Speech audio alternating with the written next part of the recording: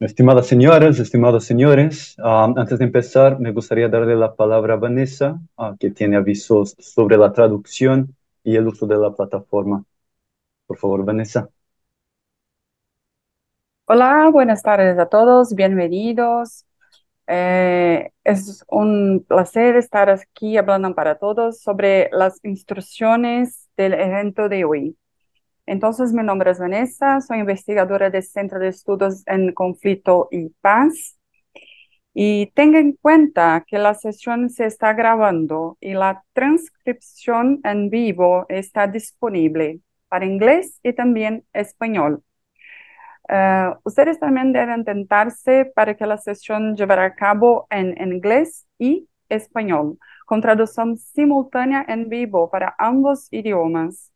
Entonces, para esto hay que tener en cuenta que es posible ver abajo en tu computador de Zoom la lengua que es elegir para acompañar el evento, para oír, entender a todo. Um, hay también como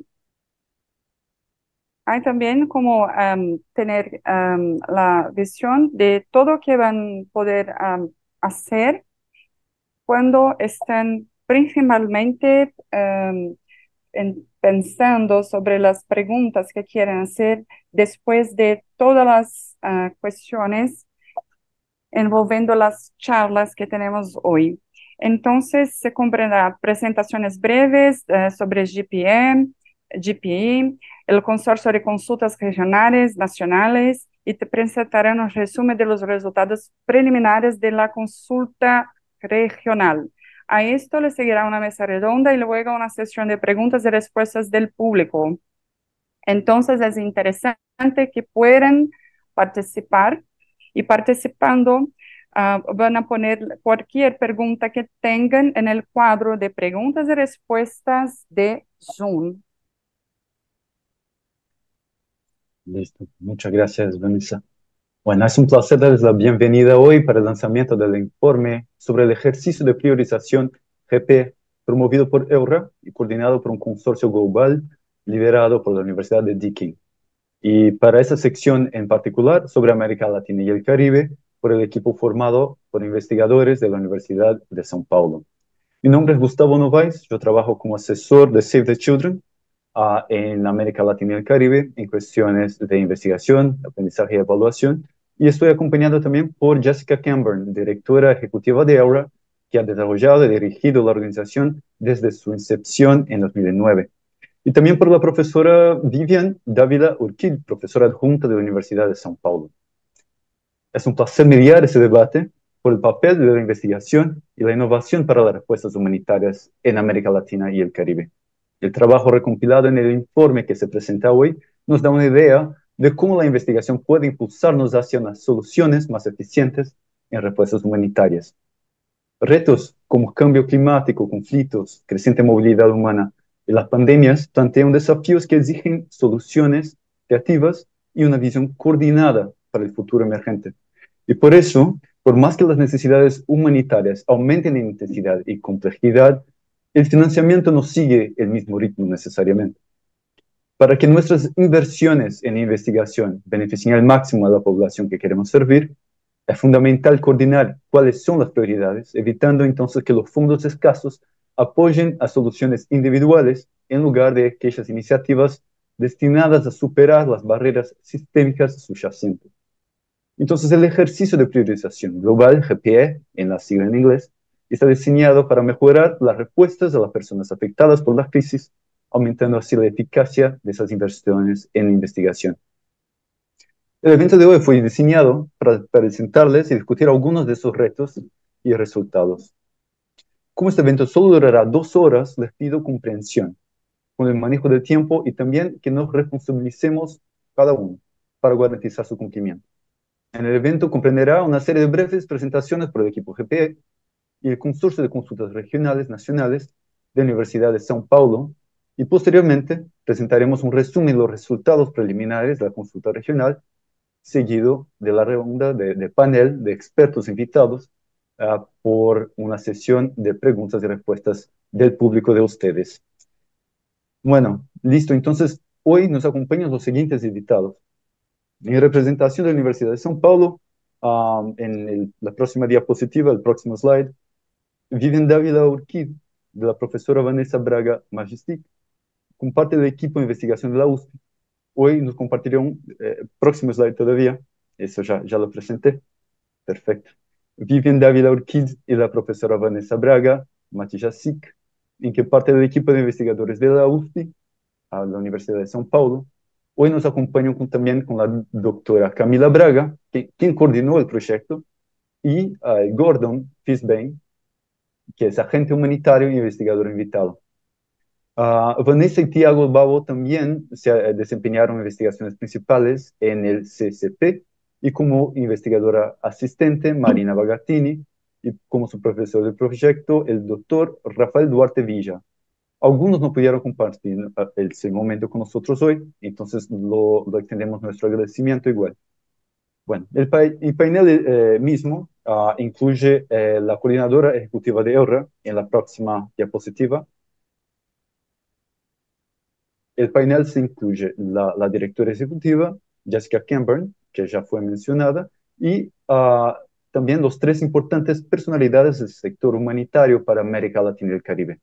El doctor Ricardo Mena, el exdirector de UNDRR, Gloria Isabel García Parra, directora regional de Oxfam para la América Latina, y Rodrigo Mena, profesor asistente de estudios humanitarios y de desastres de la Universidad de Rotterdam.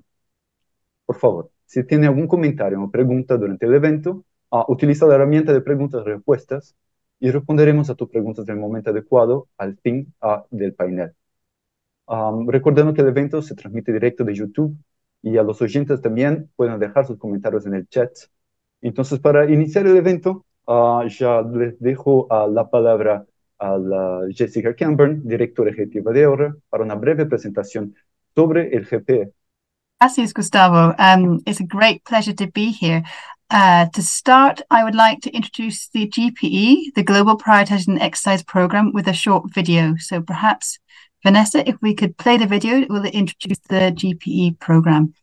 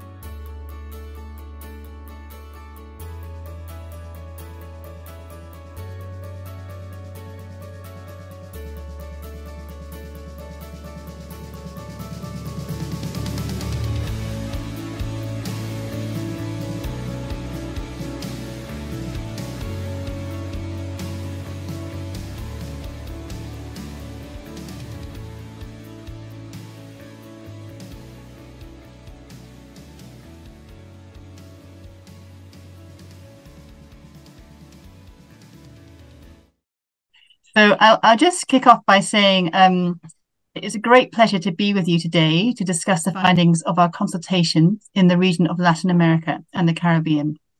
My name's Jess Camburn and I'm the Chief Executive at ELRA. ELRA focuses on the role and the impact of research and innovation within the global humanitarian system. We fund research and innovation, but we also undertake independent research that we hope adds value to the wider system of actors that make up the international humanitarian research and innovation ecosystem. We believe that research and innovation must be a key part of how the world meets humanitarian needs and finds long-term sustainable solutions to the challenges that create and perpetuate humanitarian crises. But for research and innovation to deliver on this ambition, it needs to work as a coherent and effective system. So the GPE is the biggest programme for research that we have undertaken at ELRA. It aims to shed light on what the humanitarian research and innovation ecosystem looks like, how it operates, and who the actors and funders are within it across the whole globe. The research programme includes 16 studies and consultations, investigating different aspects of the humanitarian research and innovation system.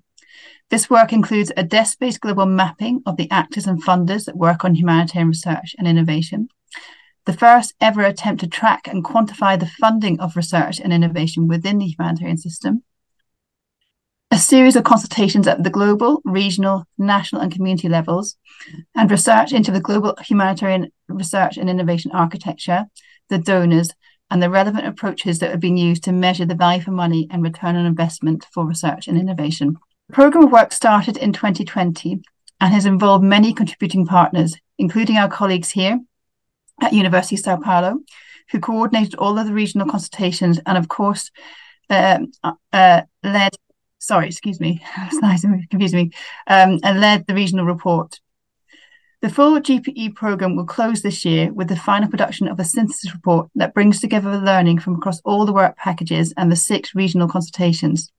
We hope that we'll be able to launch this report early in 2024 and you'll be able to access it from our website. Today is a really important launch of the Latin American and Caribbean Regional Consultation Report. The regional consultations form the central pillar of the GPE programme. They help us to build greater understanding of the context, the needs, the unique capacities, and the coordination mechanisms in each region. Specifically, the consultations aim to provide invaluable insights on the experiences and perceptions of the HRI ecosystem by regional and national humanitarian actors. Highlight topics and areas that need humanitarian research and innovation attention. Describe how the humanitarian research and innovation system functions in complex humanitarian environments, and provide pointers for how the HRI system could be improved at regional and at global levels. Of course, we recognise that this region, the Latin American Caribbean region, is hugely diverse and has many complex issues that cannot be easily captured in one relatively short report. We know that the further research and work needs to be done, and we hope that the research that we be presented to you today will provide some fascinating insights into the strengths and challenges of conducting research and innovation in the region. And by doing so, we hope it will kickstart a discussion on what needs to happen next. By commissioning this research, we hope to facilitate a global conversation on the role of research and innovation within the humanitarian system. But it's really important to say that we do not seek to own this agenda. We very much look forward to listening to the discussion today and continuing to work with you and leaders within this region and others to strengthen our important sector and to continue to make progress on humanitarian challenges through the inputs of research and innovation. I really look forward to joining the discussion today, but thank you for this the ability to make opening remarks.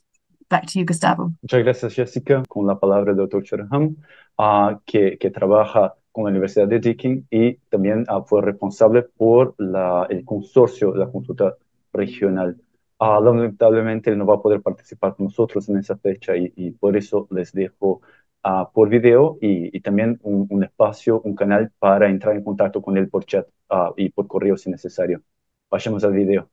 Y siempre, si necesitan de apoyo de traducción, utilicen el icono abajo. Hello, I'm delighted to join you today for the launch of the regional report. As you will hear, we have been involved in a global prioritization exercise for humanitarian research and innovation that is looking at how humanitarian R&I ecosystem functions, how decisions are made, and who has a seat at the priority setting table, and to gauge perceptions of R&I needs. This project has been conducted with a number of partners. It's an international project that is sponsored by ELRA, and our partners include Indica, EMFNet, Passion Africa, World Vision, University of Sao Paulo, and All India Disaster Mitigation Institute, led by Alfred Deakin Institute at Deakin University. The project director is Dr. Marian Abuzaid, and Shahza Akik has served as our qualitative research lead, and myself as data custodian. This project looked at 6 regions: Latin America and Caribbean, West and Central Africa, South and Eastern Africa, South and Central Asia, West Asia and North Africa, as well as Oceania, East Asia, and Southeast Asia. Consultations were also held in 3 national settings. A series of key informant interviews were conducted in each of the settings. For regional consultations, we had 15 to 25 interviews. We sought to include participants with a range of different functions in the humanitarian research and innovation system. That included researchers, donors, end users of research and innovation findings, and those involved with R&I commissioning and administration. Participants were selected purposefully. A standard interview guide was used across consultations, modified by regional partners as required to ensure cultural sensitivity and local relevance. In some settings, interviews were offered in relevant local languages and then translated into English. All interviews were analyzed thematically, and it's important to note that this project examines the humanitarian research and innovation system. In some cases, participants discussed humanitarian operational system, where those issues were brought up. They had to be excluded from the study because they didn't quite address humanitarian research and innovation. So there are some exclusions to our reports. 7 topics and themes were explored in this study. Consideration of the role of R&I in humanitarian crisis, topics requiring additional research and innovation attention, alignment of investments in R&I with the topics needing attention, regional and national actor engagement with R&I, donor decision-making processes, which is very important, and finally, responsiveness on R&I system to emerging issues and crises. These are some data. 134 interviews were conducted in 50 countries. The key point to take from this slide is that 66% of participants had more than 10 years of experience in R&I. And again, here, 66% of participants had an active role in R&I, with 35% working in international NGOs. There are some strengths and limitations to the study. Overall, the project provides a rich and important insight into how humanitarian research and innovation systems function in a diverse range of settings across the globe, identifying both many challenges and areas for improvement, but also many encouraging examples of approaches and models that really work well.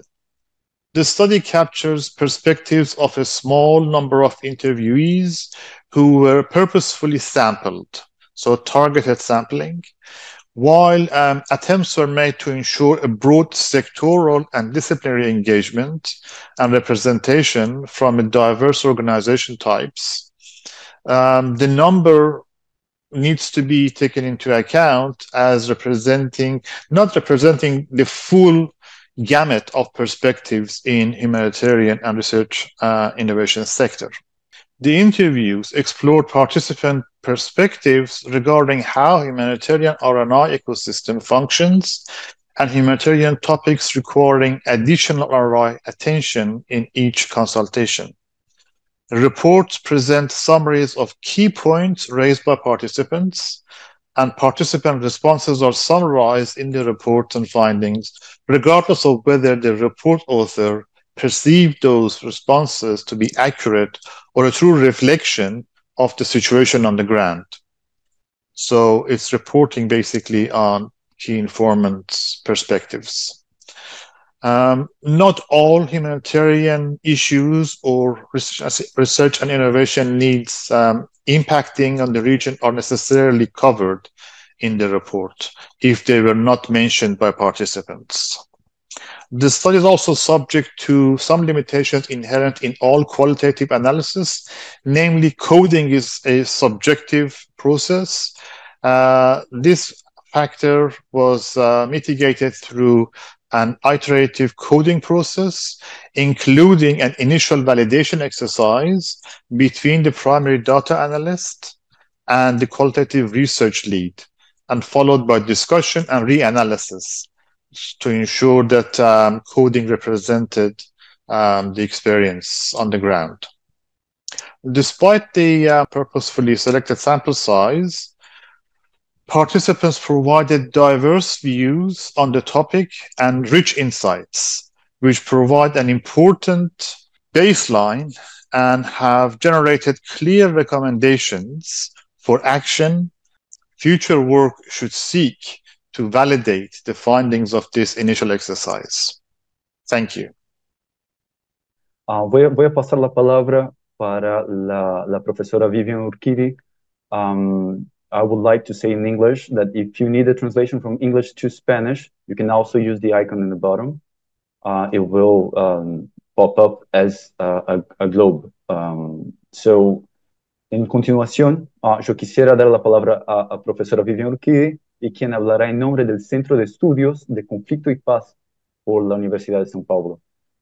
Ella es profesora por gestión de políticas públicas en área de sociedad, interculturalidad y derechos, y en los programas de posgrado para estudios de postcoloniales y teoría crítica sobre la América Latina. Y finalmente también voy a introducir los otros colegas de la USP una vez que hable Vivian. Adelante, Vivian. Muchas gracias, Gustavo. Bueno, buenas tardes a todos, todas y a todos. Soy Vivian Urquidy y gracias por la presentación. Profesora de la Universidad de San Pablo y soy también especialista en estudios sobre América Latina con enfoque de los derechos humanos, como Gustavo muy bien me presentó.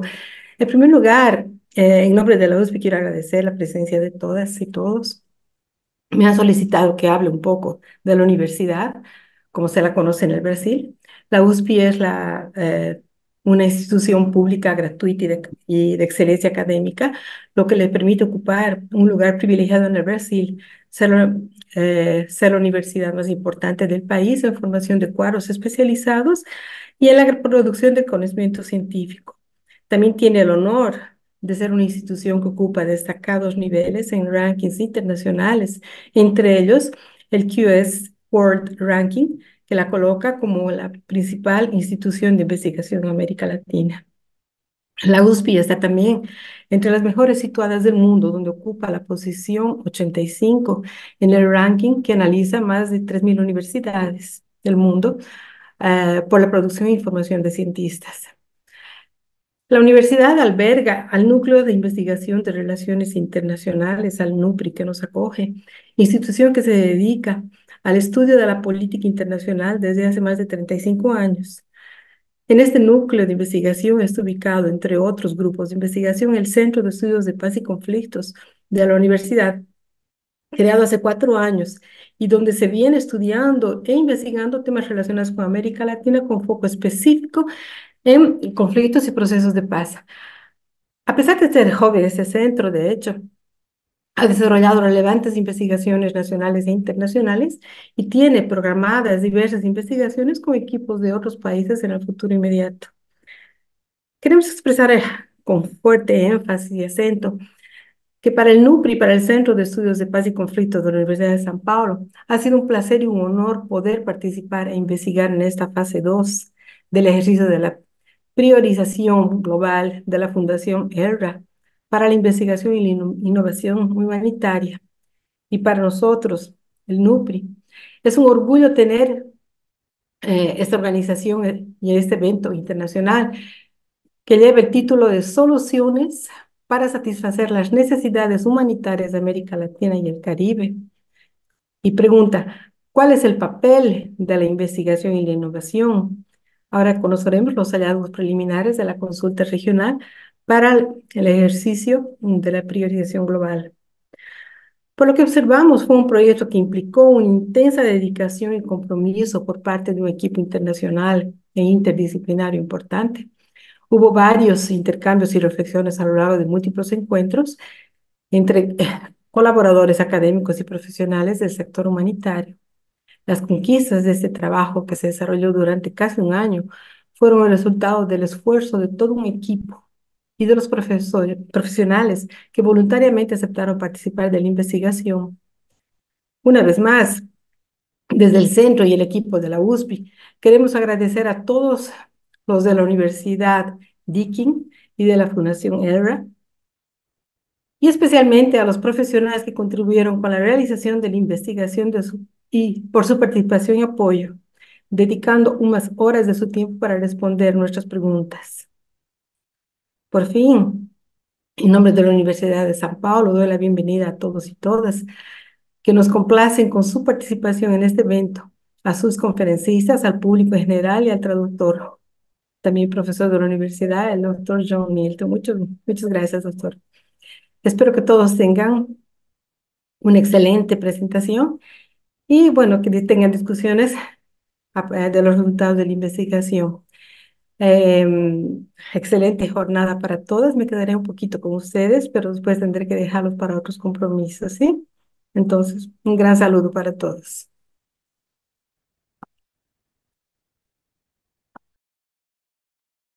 Muchas gracias, Vivian. Yo paso la palabra finalmente. Un placer invitar a los miembros de la USP, de la Universidad de São Paulo, doctora Camila Braga y Gordon Fickenbeiner, a presentar los principales resultados y recomendaciones que arroja el informe. Y entonces, por favor, doctora Camila, Gordon, adelante. Bien, muchas gracias a todos por acompañarnos hoy. Yo voy a presentar brevemente el contexto, ¿no? Nosotros hablamos entonces durante todo este trayecto de investigación de la región de América Latina y el Caribe, que incluye 38 países, 20 en América Latina y 18 en el Caribe, pero nuestra investigación tuvo 17 encuestados y en 11 países, y cada uno de ellos también representaba una región mayor. Algunos de ellos han identificado problemas que son similares en la región y son entonces más fuertes y transversales, transnacionales. Entonces, estos son los problemas que hoy traemos para compartir con ustedes y son los más fuertes que se puede identificar durante este proyecto. Primero, la inestabilidad política, el desplazamiento interno y la migración fronteriza, los conflictos armados en sus varias modalidades, los frecuentes desastres naturales, la pobreza extrema y la inseguridad alimentaria, la violencia generalizada de las pandillas, los sistemas de salud frágiles, como vimos durante la pandemia, y los impactos del cambio climático, que también afectan mucho a la región hoy por hoy. Teniendo visto este contexto, vamos a pasar un poco a los hallazgos que fueron encontrados con Gordon y después regreso para recomendaciones que también hicieron parte de este proyecto. Por favor, Gordon. Buenas tardes todas y todos. Mi nombre es Gordon Finkbeiner y tuve el placer de colaborar en esta en este trabajo de investigación. Si nos pueden compartir, por favor, la primera diapositiva. A continuación les vamos a presentar los principales hallazgos de este trabajo. Dividido en varias categorías, en este caso el papel de la investigación e innovación en las crisis humanitarias. Uno de los principales hallazgos fue, como objetivo, tiene informar las estrategias de preparación y prevención de desastres. Otro papel importante que se señaló fue informar a la respuesta humanitaria mediante el diseño e implementación de intervenciones basadas en evidencia, en datos, y con ello adaptarlo a posibles soluciones a nuevos contextos, entender la situación con la que se encuentra, garantizar que la respuesta se ajuste a los cambios de contexto, informar la acción anticipatoria, apoyar el seguimiento y la evaluación de proyectos. Luego, otros hallazgos o otro papel que se enseñó eh, con frecuencia importante fueron informar la incidencia y documentar. Y luego, por último, ser testigo de la evolución de las situaciones humanitarias.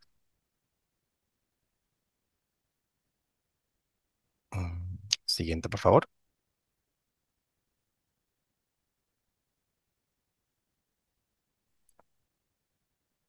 Los temas que se señalaron que requieren atención adicional en cuanto a investigación e innovación humanitaria fue el cómo opera el sistema humanitario, el tema específico de la migración y el desplazamiento forzado, cabría añadir, la protección, la violencia y el crimen organizado, el cambio climático y la salud planetaria, el nexo humanitario-desarrollo, cooperación al desarrollo, y por último el sistema de investigación e innovación humanitaria y una serie de áreas temáticas basadas en clústeres.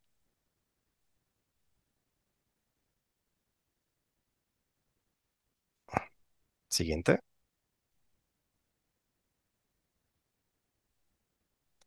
En cuanto a la necesidad de innovar en el funcionamiento del sistema humanitario, se añadió que las nuevas tecnologías para la recogida y análisis de datos.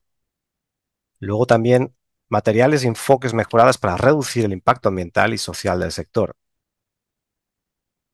Mejores mecanismos o dispositivos de comunicación para ayudar a los beneficiarios y apoyar la difusión de información a las partes interesadas más relevantes.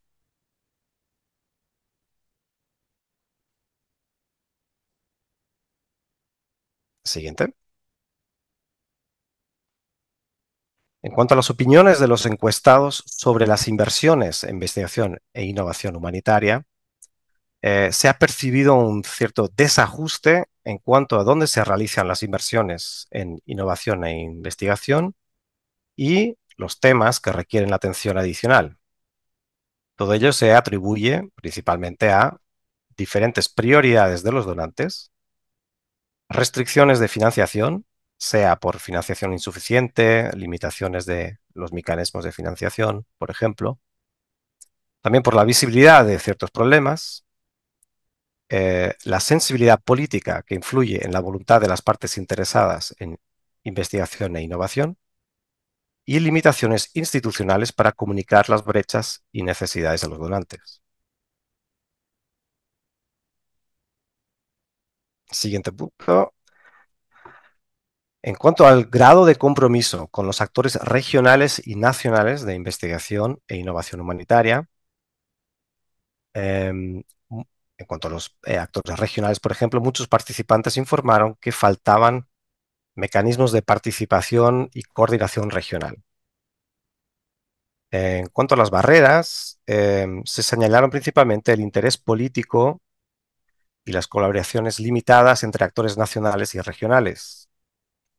Luego, otro punto fue la delineación de roles poco clara,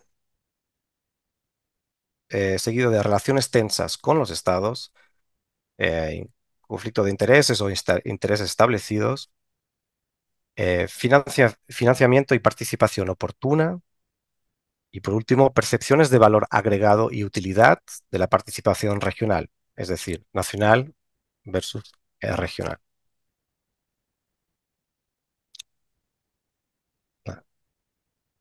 En cuanto a los actores nacionales y el grado de compromiso de ellos, las partes interesadas nacionales no se percibieron como estar muy bien involucradas, aunque la participación difiera según el tipo de actor considerado, es decir, que sea un Estado, una ONG, un actor académico, el sector privado, etc.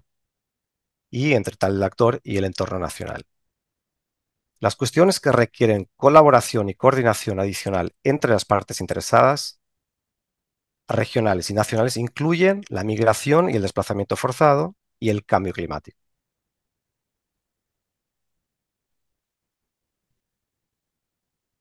En cuanto a procesos de establecimiento de prioridades y traducido al español desde el inglés originalmente, asientos en la mesa de toma de decisiones, es decir, quiénes son quienes toman las decisiones, al fin y al cabo, se identificó que no hay ejercicio formal de priorización. Los participantes describieron una variedad de abordajes informales y consideraciones, incluyendo la medida en que los temas satisfacen una necesidad o brecha percibida, es decir, que se alinean con las prioridades marcadas por la sede de la institución si no se encuentra en la región de Latinoamérica y el Caribe, que se basan en la estrategia organizacional ya existente, si es una necesidad emergente en otros países de la región, pero no necesariamente coincida con el país en cuestión, que se alinean con el trabajo previo de la institución o cumplen con las ideologías predispuestas de los socios implementadores. Luego, también, si las prioridades están basadas en convocatorias de propuestas de socios de campo, basado en los intereses de personal superior dentro de la organización, o en la evaluación organizacional del costo, de lo que cuesta, beneficio e impacto probables del trabajo. Y por último, basado en la capacidad del investigador o investigadora y de la organización para emprender dicho trabajo. En el siguiente apartado, determinábamos quién participó en la determinación de dichas prioridades. Intentábamos ver quiénes estaban detrás de las decisiones. En el lado afirmativo encontramos los gobiernos, comunidades, el sector académico, las organizaciones humanitarias, ONGs, otras humanitarias y donantes. En cambio, a quienes no se vieron como determinantes e involucrados eran comunidades locales, ciertos grupos de población muy específicos, como por ejemplo ciertos grupos étnicos, indígenas, poblaciones afrodescendientes, personas con necesidades especiales, mujeres, personas mayores, comunidades LGBT+, detenidos, jóvenes y poblaciones afectadas por la violencia. Algunas universidades, oficinas de países de organizaciones humanitarias, es decir, cuya sede se encuentra fuera de la región, por ejemplo, porque tienen una oficina de país, refugiados y organizaciones de inmigrantes y otros actores locales.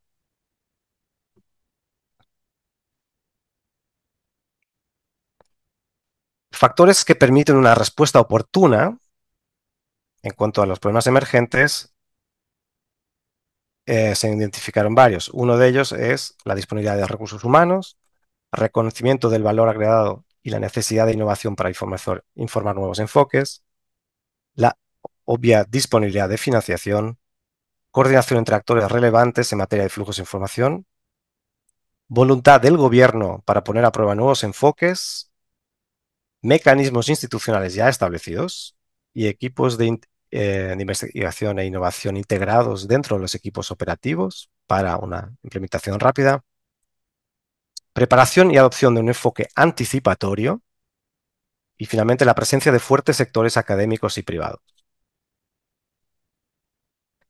Entre los factores que impiden una respuesta oportuna de I+I en las cuestiones emergentes, como nos podíamos esperar, incluían las restricciones de financiación, los ciclos cortos de financiación en cuanto a proyectos, el conocimiento de recursos humanos y experiencia técnica insuficientes, la priorización de la actividad operativa de salvamento de vidas en una primera instancia, falta de voluntad e interés de las organizaciones humanitarias, burocracias institucionales a nivel nacional, limitación de capacidad nacional y disponibilidad de datos limitadas, mala coordinación y colaboración para discutir las necesidades emergentes y comunicarlas al personal de investigación e innovación.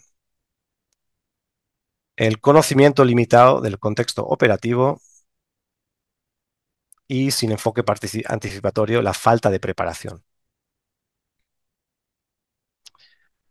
En cuanto a las barreras identificadas a la inversión en I+D, según los donantes, las restricciones de financiación que incluyen son las que incluyen disponibilidad limitada de financiación por lo anteriormente mencionado, como los ciclos de proyecto cortos, la burocracia y carreras administrativas y la necesidad de priorizar.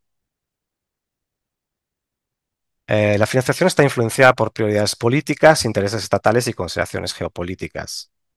Y como punto resumido en este apartado, se informa que no existen mecanismos formales de coordinación para la investigación e innovación entre las partes interesadas de donantes regionales, y con frecuencia la coordinación se produce a través de canales y mecanismos informales.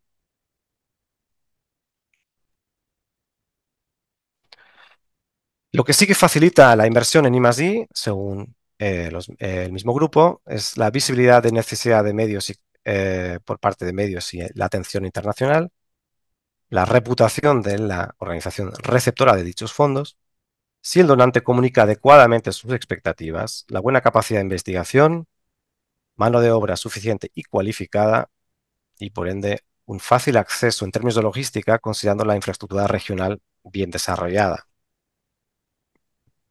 y más en comparación con otras regiones. En el siguiente apartado, no sé si nos queda, creo que ahora ya le paso la palabra a mi compañera Camila Braga para las recomendaciones. Sí, gracias. Rápidamente, porque tenemos poco tiempo, entonces incluimos aquí 3 grupos de recomendaciones. En términos de investigación e innovación, creemos que se requieren esfuerzos concertados para mejorar la conciencia entre todos los grupos de partes interesadas relevantes sobre las posibles contribuciones de la investigación e innovación para informar y mejorar la acción humanitaria. Las prioridades de investigación e innovación deberían basarse en las necesidades locales y deberían determinarse localmente. En términos de financiamiento, se piensa que en términos de investigación e innovación debe ser más flexible y asignarse independiente de la financiación operativa. Los donantes deberían considerar ciclos de financiación y proyectos más largos, considerando que los problemas más fuertes en la región son crónicos y no emergentes. La próxima, por favor. En términos de colaboración y coordinación, lo que consideramos más importante, romper los silos y fomentar el compromiso colaborativo entre las organizaciones operativas, el gobierno, el mundo académico y el sector privado. Mejorar las colaboraciones transfronterizas entre actores regionales, sobre todo cuando hablamos de intercambio de informaciones. Deberían establecerse foros de coordinación en los que participan partes interesadas multisectoriales. Se deben explorar también formas de involucrar el sector privado en la investigación e innovación humanitaria, una vez que este fue el sector menos comprometido durante las encuestas. Y por fin, la coordinación de los donantes debe respaldarse a través de plataformas formalizadas, una vez que muchos de los encuestados han hablado de mecanismos muy informales y no tan formal, lo que dificulta también la coordinación y disminuye la eficiencia del sector de investigación e innovación. Bien, con estas breves recomendaciones, yo paso entonces la palabra a Gustavo para nuestro panel de expertos. Gracias. Listo, gracias a ti, Camila. Gracias, Gordon. Excelente. Entonces, con base a esos retos, esos halagos, esas recomendaciones, me complace invitar a nuestros panelistas a discutir los resultados del informe. En la mesa tenemos doctor Ricardo Mena, que desempeñó diversos cargos en las Naciones Unidas en los últimos 30 años. En su último cargo fue director de la Oficina de las Naciones Unidas para la Reducción de Riesgos de Desastres, UNDRR. También el profesor doctor Rodrigo Mena, que es director adjunto del Centro de Estudios Humanitarios, HSC, de los Países Bajos, profesor asistente de Desastres Estudios Humanitarios en la Universidad de Erasmus de Rotterdam y también coordinador del Observatorio Humanitario de la América Latina y el Caribe. Y finalmente la doctora Gloria García Parra, la directora de Oxfam para la América Latina y el Caribe, que es colombiana y tiene más de 20 años de experiencia en diversos países de la región. Bueno, muy bienvenidas, muy bienvenidos. Gracias por hacer parte de esta discusión. Entonces me gustaría arrancar la discusión invitando al doctor Ricardo Mena a decir unas palabras sobre la importancia de la investigación y la innovación para el sector humanitario en América Latina. Adelante, Ricardo. Muchas gracias, Gustavo, y buenas tardes con todas y todos.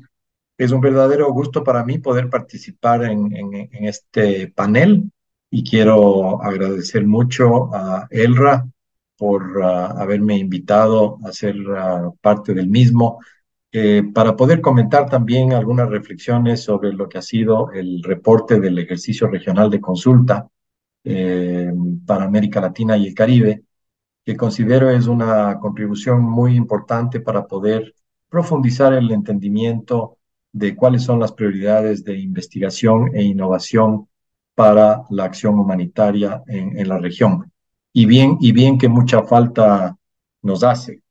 Ya hemos oído de varios de los presentadores que nos han antecedido que el problema no está sino creciendo y entonces debemos encontrar soluciones oportunas, ágiles e innovativas. Vemos cómo, y esto no pasa solamente en la región, estamos viendo cómo el mundo en el que vivimos está cambiando frecuentemente, es muy dinámico, está más hiperconectado que nunca antes. Y estamos viendo que una de las cosas que caracteriza a nuestra sociedad actual es que vivimos en periodos de incertidumbre bastante grandes.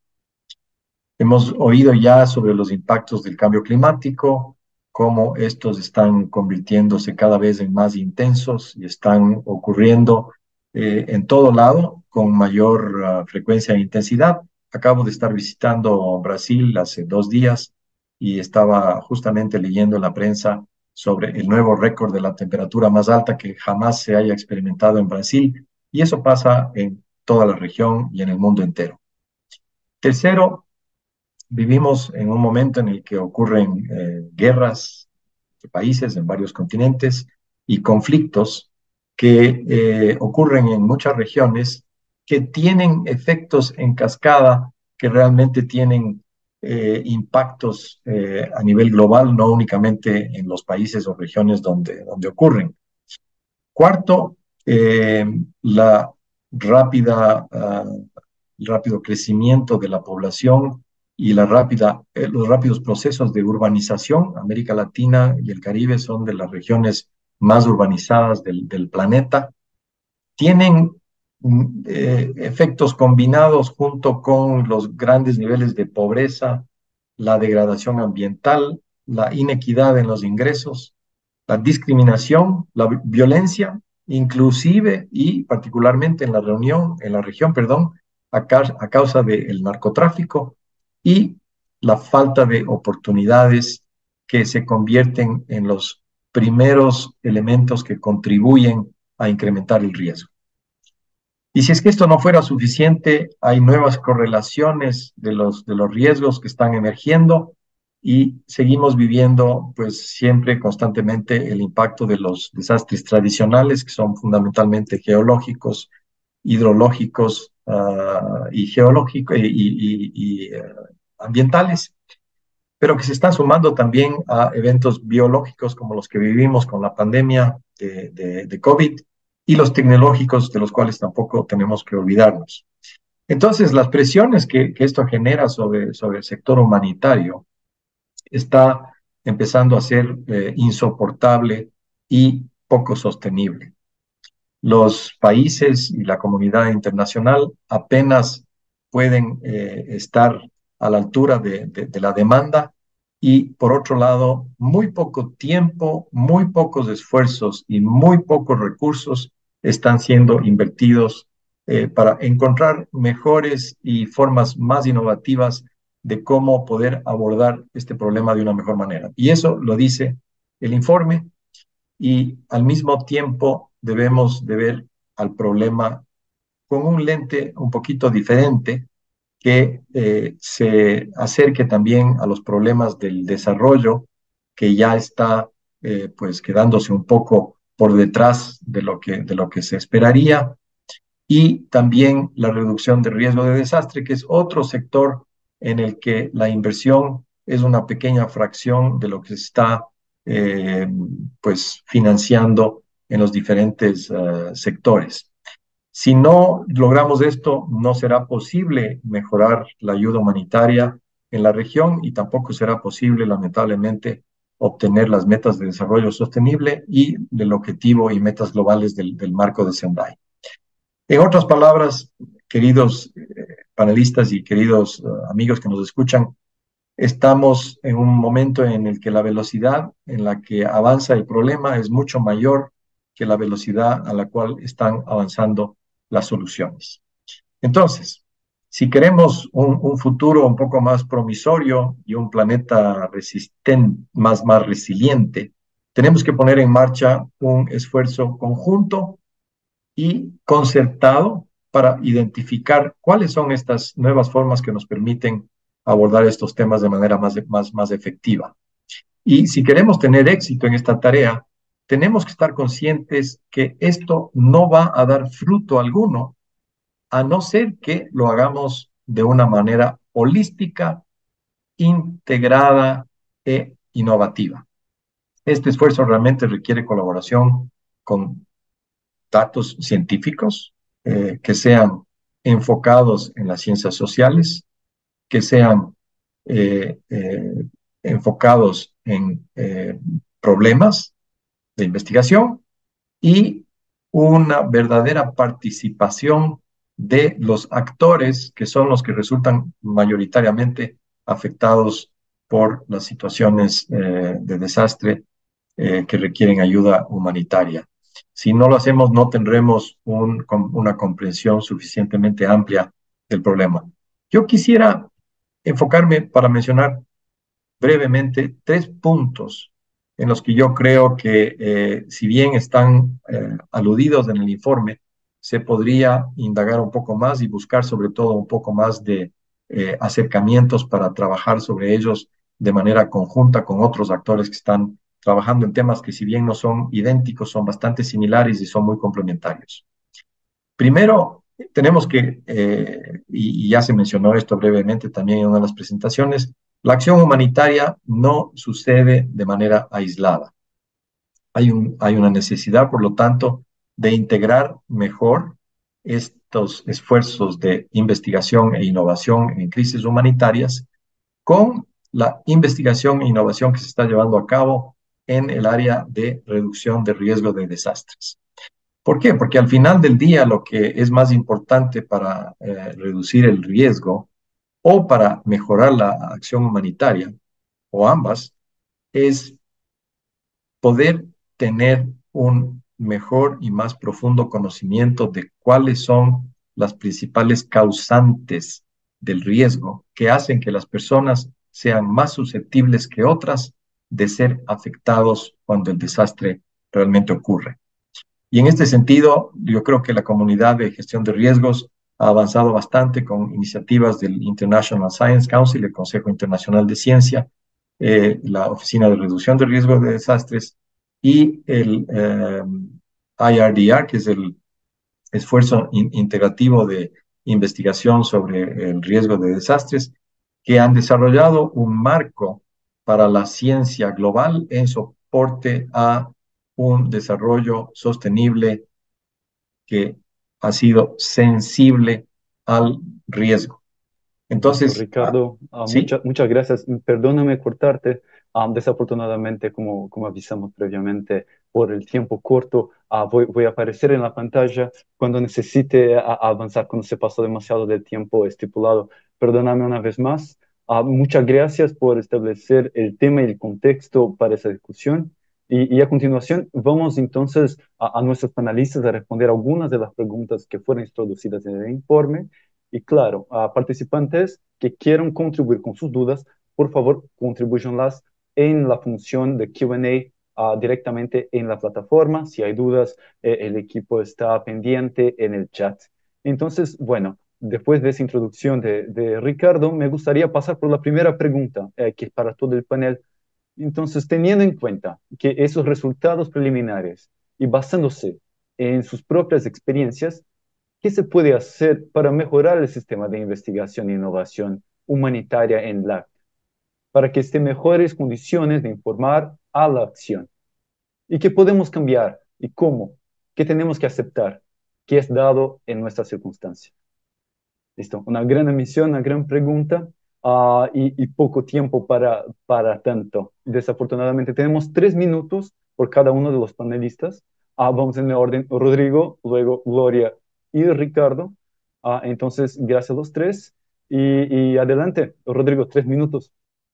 Great. Thanks so much, Gustavo. Welcome, everyone. Thanks for inviting me to be here. So it's a big question. What can be done to improve humanitarian research? So I want to focus in 3 points. I would say the first one is that it's crucial that we start recognizing humanitarian studies as a field of research and work, and not only within our region, in the Latin America and the Caribbean, but globally. So currently, humanitarian action or the study of humanitarian action is quite fragmented across different disciplines, which I understand it's needed, specifically when we have specific needs to research like WASH and education. But something that really need to improve is we need to start recognizing humanitarian action as a field of study that is much more encompassing, an approach to address topics that are much more broad than specific needs, like something that the report is sharing, like how do we address climate change as humanitarian actors, nexus thinking, or large levels of migration. So I think the first point is that there is a lack of recognition of humanitarian action as a field.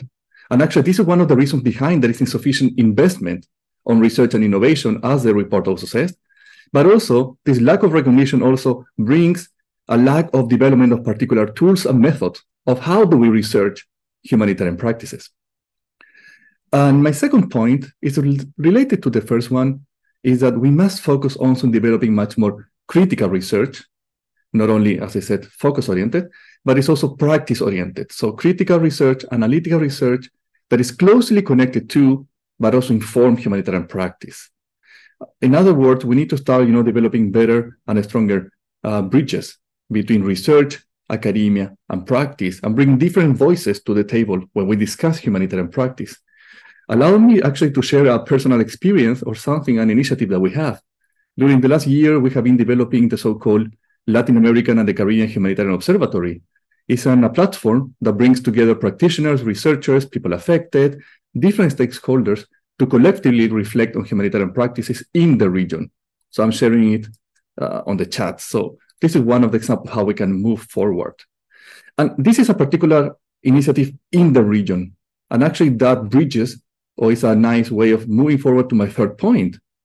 I think one of the things that we need to start moving forward in research in Latin America, in humanitarian action, is to start researching and recognizing that humanitarianism in our region is different than how it is in other latitudes of the planet. While reading the report, and if I can be honest, it's interesting. A lot of the things that have been said there are quite generic, are things that I have seen in many other regions as a practitioner, as a researcher, that are not particular to our region. But the question is, what is unique of our region when it comes to humanitarian action? What distinguishes humanitarianism in our Latin American Caribbean region? So one of the things of moving forward for humanitarian research in the region is to start asking and developing much understanding of what is humanitarianism in the region. In the observatory and other research that we have been conducting, we have been finding interesting clues about it. For example, there is a big issue of the governance. Our governments in Latin America are particularly different and strong. So that brings different issues. There is a lot of fear of interventionism in our region, not so many in other places, the role of the donors, and so on and so forth. So in summary, there are 3 points that I would say that are really important. First is to recognize humanitarian studies as a field of research and practice. Second, to strengthening practice-driven critical research beyond what is done in the operational part of research. And third, actually, to really advance in the study of the unique regional dynamics of humanitarian action, to really understand that humanitarianism in Latin America and the Caribbean, as we said in a blog post that we published, is same, but different. So it's super similar, shares a lot of things, but also has its own characteristics. And we need to advance in research that highlight these points. So maybe I stop there and pass it to my colleagues. Fantastic. Muchas gracias, Rodrigo. Fue placer. Perfecto. Increíble la profundidad en el poco tiempo. Aprovecho que terminamos en tiempo para pasar la palabra entonces a Gloria. Gracias, Gloria. No, muchas gracias a ustedes, gracias a Elra, gracias a la Universidad de Sao Paulo y gracias a la gente que ha estado invirtiendo tiempo y energía en una investigación que es absolutamente relevante. Tú contabas, Gustavo, que yo llevo más de 20 años trabajando en el tema humanitario y así es. Lo he estado haciendo en diferentes países de América Latina, en el Caribe, en Centroamérica, en América del Sur. Soy colombiana, por lo tanto, creo que la mayoría de personas colombianas hemos tenido la práctica de vivir lo que significan las dobles y triples afectaciones, personas que viven en conflicto, que son afectadas por situaciones de desastre, que les sobrevienen como crisis múltiples. Entonces yo me permito hablar mucho desde lo que es la práctica. Si bien he tenido mi paso por la academia y me gusta mucho estudiar, quisiera hacer mis referencias más específicamente en lo que tiene que ver con el tema práctico. Lo primero que quisiera decir respecto de lo que tenemos que mejorar es que tenemos que mejorar la intencionalidad. Y es que en América Latina lo que hemos visto es que muchos de los estudios se han realizado y he participado de estudios que se hacen de manera anticipada, por ejemplo, para revisar cómo pueden ser las trayectorias de inundación, cómo pueden ser afectadas las comunidades, hacer este tipo de escenarios, y luego hacemos investigación después de cuando han ocurrido las crisis, ¿no? ¿Qué aprendimos? ¿Qué hicimos bien? ¿Qué hicimos mal? Cerramos y seguimos con el próximo ciclo. Creo que tenemos que ser intencionadamente enfáticos en hacer lo que en Oxfam conocemos y en el mundo humanitario como las evaluaciones en tiempo real.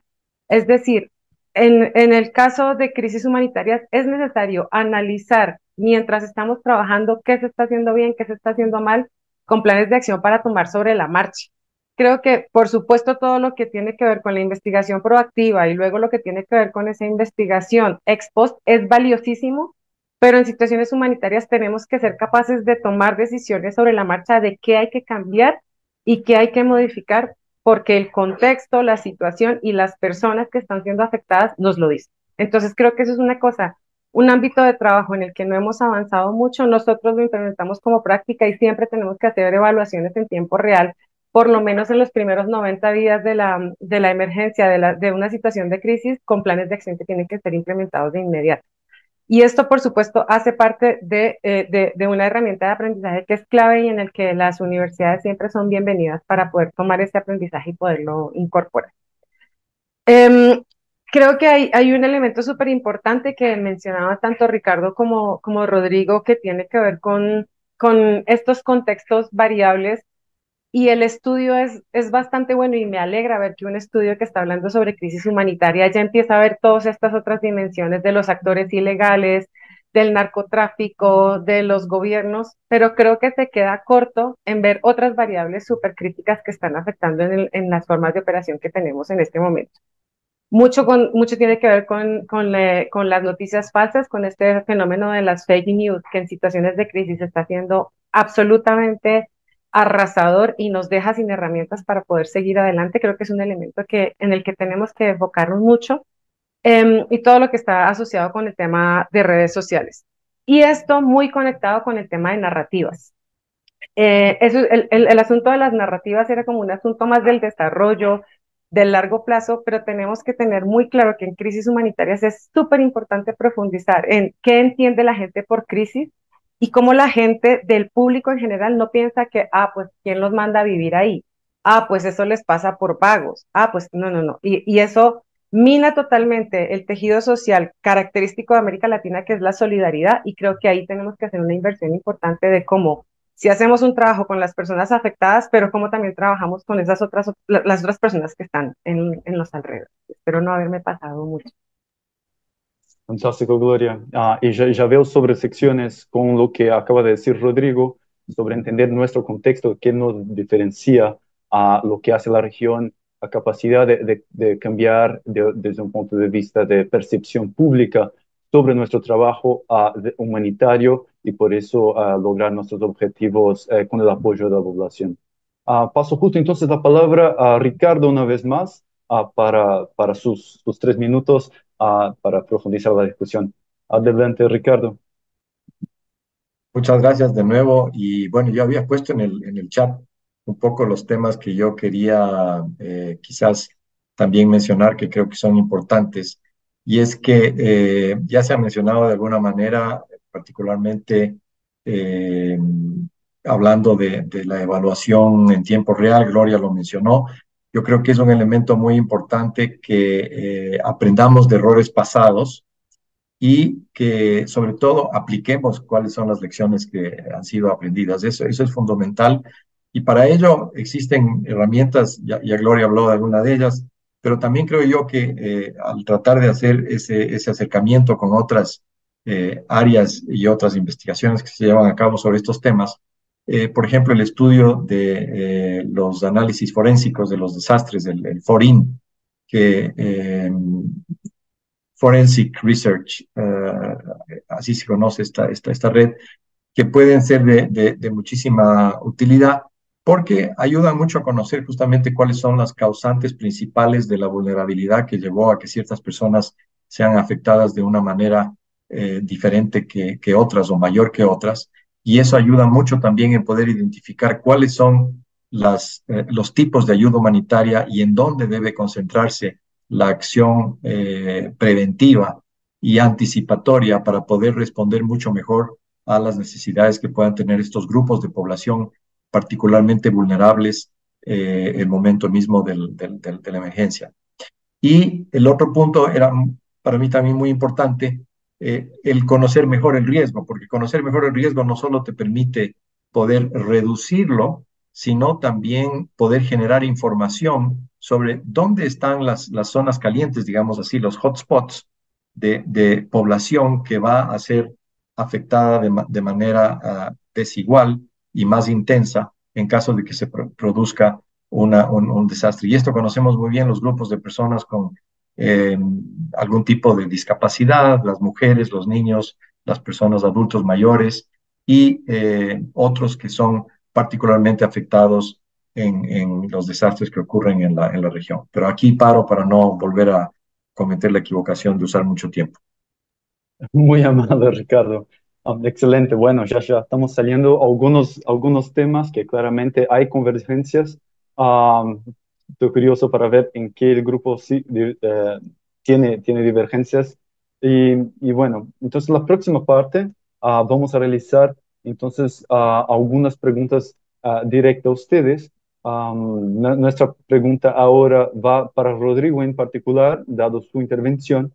Y quisiera saber, Rodrigo, ¿cómo se puede realizar y utilizar mejor la investigación en esos tiempos de crisis que mencionas?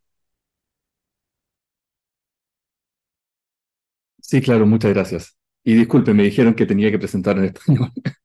Había entendido mal la instrucción. Bueno, en esto, la verdad es que para responder mejor quiero comenzar con un aspecto que se menciona en el reporte mismo.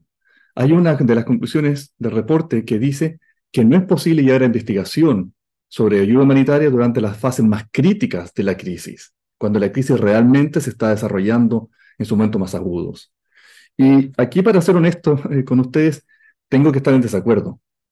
Yo entiendo que tal vez para los actores y profesionales humanitarios pueda ser difícil hacer investigación durante los primeros momentos.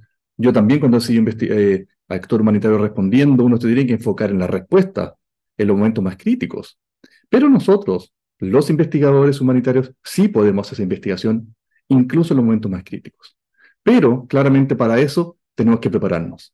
No es algo que ocurre espontáneamente. Y en esto me quiero enfocar en 2 puntos. Primero, tenemos que tener una mejor comprensión de lo que son los aspectos éticos y de seguridad de la investigación humanitaria de desastres. en inglés se llama Safety Security, que es un poco más, más grande en ese sentido. Porque tenemos que entender, realizar investigación en crisis humanitaria no solamente nos pone a nosotros en riesgo, pero también nuestra investigación puede crear riesgos para otros. Y eso es sumamente importante, nuestra investigación no es inocente. Y la mayoría de los investigadores que hacen investigación en crisis humanitarias no saben cómo identificar los riesgos asociados con sus prácticas, no saben cómo ni siquiera abordarlos. O sea, una cosa es identificar que mi investigación puede generar riesgo, pero otra cosa es cómo abordarlo, cómo reducir ese riesgo. Y nadie nos enseña como investigadores a hacerlo. Y en segundo lugar, realizar investigación en crisis humanitaria muchas veces, y generalmente, debo decir en mi propia experiencia, requiere adaptarnos a nuestros métodos y metodología. Y nuevamente, esto es algo que nadie nos enseña. En los libros de metodología nadie te dice cómo hacer investigación con gente que ha sido traumatizada, cómo hacer trabajo de campo en lugares donde todo ha sido destruido. Entonces es un tremendo desafío para los investigadores hacer investigación, no solamente porque no estamos en riesgo, no solamente porque podemos poner a otros en riesgo, pero además porque nadie nos ha enseñado cómo hacerlo en estos escenarios que son tan particulares y complicados. Entonces, ¿cómo avanzamos en esto? Perdón la autorreferencia, pero un ejemplo es un curso que enseñamos acá, que es sobre Safety and Security for Fieldwork Research, que es un curso que enseña a los investigadores cómo identificar los riesgos de la investigación humanitaria, los riesgos para nosotros como investigadores, nuestros colegas, pero también el riesgo que nuestra investigación puede traer, pero también cómo eso adapta y cómo tomar eso en serio cambia nuestros métodos y metodologías. En el fondo, cómo adaptamos nuestra práctica de investigación para que nuestra investigación sea segura, pero también ética. Y en el fondo esto es sumamente importante porque casi todos los que hacemos investigación en crisis humanitaria lo que queremos es que las cosas mejoren, es que exista menos riesgo y que la gente esté mejor. Pero también tenemos que tener cuidado que al hacer eso, nuestra investigación no genere otros riesgos y otros problemas. Entonces hay mucho trabajo ahí también para avanzar en cómo hacer una investigación que es más ética, más segura, para todos. Así yo creo que hay un desafío bien importante, y sobre todo en nuestra región, porque en otros lugares del mundo, por ejemplo, yo he hecho mucha investigación en África, en Asia, es muy común hacer investigación en inglés y hay mucha gente que habla inglés, pero eso es mucho menos común en nuestra región. Nuestros métodos son distintos, nuestras aproximaciones son distintos, y los riesgos de hacer investigación en nuestra región son distintos. Entonces hay mucho también por avanzar en cómo hacer investigación humanitaria en la región latinoamericana y del Caribe, de manera que sea ética y segura para todos. Creo que estoy justo en el tiempo, así que lo dejo ahí por ahora. Muchas gracias, Rodrigo. Son temas que llaman la atención en el reporte que va a ser compartido una vez más en el chat en breve, y poner en discusión en qué situaciones, en qué momentos sí vale la pena tomar el riesgo y la responsabilidad de conducir investigaciones que sean pertinentes mismo en el principio de una respuesta a una crisis. Es algo que queremos investigar en conjunto aquí en este momento. Entonces paso con eso puesto, porque creo que vamos a hablar bastante sobre ese tema. Le pregunto algo relacionado a Gloria. Entonces, como gran organización internacional que opera en la región, quisiera saber de ti, ¿cómo se garantiza una participación que sea equitativa, que sea significativa a los actores locales, nacionales, regionales, pero los actores locales, si tenemos en la mente lo que trajeron aquí los participantes sobre la importancia de la localización? ¿Qué factores son los facilitadores y son los bloqueadores de una respuesta? Gracias, Gloria. Tiene 3 minutos. Vale. No, pues la pregunta me gusta mucho y espero que la respuesta no sea tan disruptiva, porque pues claramente para una organización como Oxfam los actores locales son la clave de la respuesta y hay múltiples estudios, investigaciones formales e informales que lo confirman. De hecho, Oxfam pues, es una organización que tiene 80 años haciendo acción humanitaria y la forma en la que ha cambiado sus formas de operar son inmensas. O sea, pasa de tener sus equipos humanitarios propios altamente especializados a decir, no, esto no es lo que corresponde, salvo en algunos contextos, pero principalmente nos interesa el rol de la sociedad civil y de los actores que viven en el territorio y que conviven con la situación de crisis. Y precisamente esta es una conclusión súper importante que nos lleva a decir, efectivamente, sí, estamos haciendo ese reconocimiento del rol de los actores locales, tiene que ser para todo. Tiene que ser para la respuesta, tiene que ser para la forma en la que compartimos los recursos y compartimos el poder, y tiene que ser para la toma de decisiones. Entonces, claro, para nosotros es clave que si los actores locales son a quienes vamos a poner enfrente, van a asumir el riesgo, tiene que ser también quienes producen la mayor cantidad de información. Y creo que en este sentido es clave apoyarnos en todo lo que la academia ha desarrollado alrededor de los estudios postcoloniales o este término que ya se nos está volviendo un poquito de cajón y que tenemos que volverlo a dotar de sentido, que es la decolonialidad del conocimiento. Ese es el asunto fundamental. Y digo disruptivo porque, claro, es que la academia en este sentido es tremendamente acartonada todavía y tiene todavía unos protocolos y unas formas de investigación que no permiten adoptar, adaptar e incorporar el conocimiento tradicional, el conocimiento comunitario y validar lo que las comunidades saben. Creo que en este sentido una organización de la sociedad civil pues tiene un poquito más de facilidad para decir si nosotros sí nos podemos enfocar en este conocimiento, sí podemos replantear o cuestionar un poco el modelo académico clásico y podemos buscar otras formas de aprendizaje. Pero creo que sí la invitación fundamental es saber cómo la academia también permite esa apertura, porque efectivamente nosotros en todo lo que es la investigación social y el avance social que hemos tenido, por supuesto que contamos con la academia, es indispensable, es necesaria, se requiere para la validación, pero sus métodos tienen que cambiar un poco para ir más bien desde abajo hacia arriba. Si nosotros seguimos pensando que la producción de conocimiento en el ámbito humanitario se produce desde la academia y luego se aterriza, estamos cometiendo los mismos errores que hemos cometido pues de una manera más o menos histórica y sistemática, que es decir, el conocimiento se produce, ahora te lo traigo, tú aplícalo. Eso no funciona y no funciona menos en el ámbito humanitario, porque cuando nosotros llegamos a los terrenos afectados, la gente ya está trabajando. Nos llevan años, horas, semanas de ventaja en el trabajo que han estado realizando, entonces por supuesto que se ve como una cuestión que es un poco intrusiva, que es un poco crítica, que puede llegar a ser incluso tomada como agresiva. Entonces creo que ahí es súper importante que cada cual tome su rol. La academia su rol, las organizaciones internacionales su rol y los actores locales el suyo, que es también fundamental. Y creo que también hay otro aspecto que como que nos ayuda a convalidar todavía más esta posición, y es que, claro, cuando son los actores locales quienes están elevando la voz, lo que hemos notado es que incluso nos ayudan a contravenir situaciones que son críticas. Rodrigo hablaba en algún momento de gobiernos fuertes, y yo diría no son tanto gobiernos fuertes, son más bien gobiernos autoritarios, que es la onda que estamos teniendo en este momento en América Latina. Para contravenir a gobiernos autoritarios, efectivamente, la academia es clave, los datos son claves, pero esos datos entonces tienen que venir desde una producción y una validación comunitaria. De otra manera, esos gobiernos autoritarios nos van a rebatir fácilmente porque van a decir, bueno, ¿y ustedes quiénes son para venir a decirme lo que está viviendo la gente? Entonces creo que es fundamental poder ver de qué manera podemos dar esos pasos para que esa forma de investigación se revierta un poco y efectivamente funcione.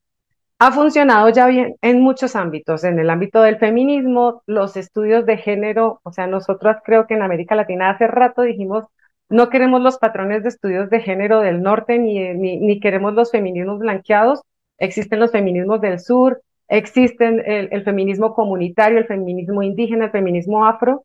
Nosotros quisiéramos decir, existe el humanitarismo desde el sur también, existe una forma de ver la realidad que es bien distinta, que está basada en la solidaridad, que está basada en el apoyo mutuo, que está basada en el conocimiento tradicional. Eso creo que es posible, pero todavía nos falta hacer un tránsito un poco hacia allá. Gustavo, no te apareciste, pero creo que ya me consumí mis 3 minutos. Muchas gracias, Gloria. Sí, no, de hecho, los puntos con la academia creo que es algo que corta todas las discusiones que tuvimos aquí. Es importante ver la medida en que si queremos desarrollar investigaciones que sean pertinentes, que sí sean flexibles para que se pueda desarrollar algo que sea de abajo hacia arriba, como mencionas, y creo que es el foro perfecto. Aprovecho entonces para pedir a los participantes, que pongan sus preguntas. Ya tenemos bastantes insumos para eso, directamente en el chat, en el Q&A. Y mientras tanto, seguimos entonces para Ricardo una vez más, para compartir un poco sus percepciones. Adelante, Ricardo. Gracias de nuevo, Gustavo. Y bueno, no sé si quieres que elabore un poco sobre las mismas preguntas que planteaste o tenías una pregunta específica para mí. No, si pudieses profundizar un poco en lo que fue traído ahora, luego tenemos otra pregunta. Sí, no, mira, yo creo que en ese caso lo que yo haría simplemente es referirme a algunos puntos que han sido abordados por Gloria y por mi tocayo de apellido, Rodrigo. Nos decíamos hace un momento que es la primera vez que coincidimos en un panel con alguien que tenga el mismo apellido, y ha sido un gusto conocer a Rodrigo. Y decir que en efecto la investigación, tenía yo un amigo una vez que me decía, estamos haciendo una investigación sobre la ayuda humanitaria para pueblos originarios o grupos indígenas. Y me decía, el principal problema es que esa investigación generalmente lo hacen blancos de Occidente que no tienen el mismo imaginario y que ven las cosas con un lente completamente diferente. Entonces, el punto que justamente mencionaba Gloria también, es importante que si es que se lleva a cabo investigación en un terreno en el que el investigador mismo no tiene un conocimiento cabal de cuáles son las situaciones y el imaginario, digamos así, la cosmovisión de a quienes está tratando de investigar, pues difícilmente los resultados de la investigación van a ser de gran utilidad. Y esto creo que es un pecado que comete mucho la investigación, que a veces responde no a una priorización de cuáles son las necesidades para investigación e innovación, sino cuáles son los intereses del académico en sí mismo, del investigador, y que es quien pone un sesgo, si tú quieres, en lo que quiere tratar de probar a través de la investigación. Entonces, ese es obviamente un punto absolutamente crítico. El otro punto que quisiera comentar es que la localización de la gestión en general, tanto de la gestión de riesgo como de la gestión y ayuda humanitaria, como la gestión misma del desarrollo, es una agenda sumamente importante.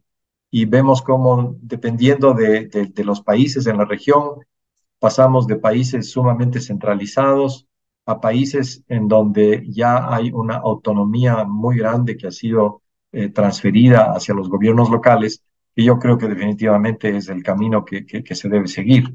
Eso permite que sean quienes habitan en un espacio, quienes tienen el poder, las herramientas y los recursos para poder responder a sus principales prioridades, que si es que vienen ya sea de una región o del nivel nacional, van a venir de nuevo con sesgos que no toman en cuenta las particularidades y las condiciones particulares y en muchos casos únicas que tienen las ciudades en diferentes regiones de los países. Entonces, ese creo que es un tema que yo quería simplemente agregar en un análisis un poquito más profundo de los temas que acaban de ser mencionados por Gloria y por Rodrigo. Muchas gracias, Ricardo. Para añadir un nivel más para esa discusión, porque sabemos que esas intervenciones no son hechas en el vacío, queremos abordar un poco las cuestiones que tienen que ver con el desequilibrio de poder. Entonces, ¿cómo podemos abordar esas cuestiones y operacionalizarnos mejor la agenda de localización en lo que respecta a la investigación y la innovación humanitarias? Ricardo, la pregunta es para ti. Sí, si te confortable. ya me imaginaba. Sí, pero mira, sí, ese no es un tema de fácil resolución, ¿no? Porque el cómo se maneja la descentralización en los países es un tema que debe pasar a través de procesos legislativos, reformas a leyes, y esas también obedecen un poco al tipo de presión social que exista en los países para que éstas se alcancen o no. Yo creo que como marco referencial, digamos, macro, está la agenda urbana, tercera agenda urbana, que se adoptó en la última gran cumbre de Hábitat en Quito hace algunos años. y que define un poco cuáles son los parámetros que deben perseguirse para que la acción del hábitat urbano sea más efectiva. Y obviamente la descentralización es parte de ese proceso. Pero la descentralización, como mencionaba yo, no es un tema tan simple como decir, ok, desde mañana esta es su responsabilidad. Porque si un municipio asume una responsabilidad, pero no tiene ni la capacidad técnica, ni los recursos, ni las estructuras necesarias para poder adoptar esa responsabilidad, pues obviamente va a ser un fracaso. Entonces yo lo veo como un proceso gradual que se debe ir construyendo de manera que en un momento determinado se puedan asumir esas responsabilidades. Eh, y repito, es un tema que varía mucho de país en país. Así es que sí, el poder y la distribución de poder en los países debe buscar justamente la localización de la gestión en general, pero de nuevo acompañada de los marcos jurídicos necesarios, de el desarrollo de las capacidades técnicas y de la dotación de los recursos financieros hacia las municipalidades de manera que puedan realmente absorber esa nueva, si quieren ustedes, esos nuevos mandatos que les son asignados desde la legislatura. Muchas gracias, Ricardo. Tu reacción me hace pensar en lo que dijo Gloria.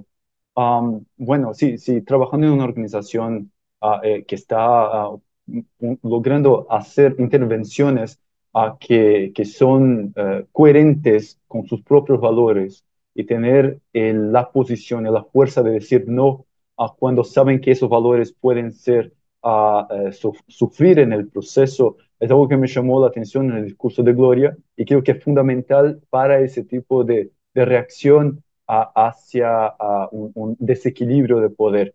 Entonces, para que logremos nacer, hacer con que se realice una visión local, de verdad viene en entender el desbalance de poder, explicitarlo y tener más fuerza para decir no cuando está incoherente. Y quisiera escuchar de Gloria, ¿cómo lo ves en la práctica? ¿Cómo logras tener esa claridad de valores y coherencia y hacer esa distinción para que prevalezcan los valores locales? Gloria.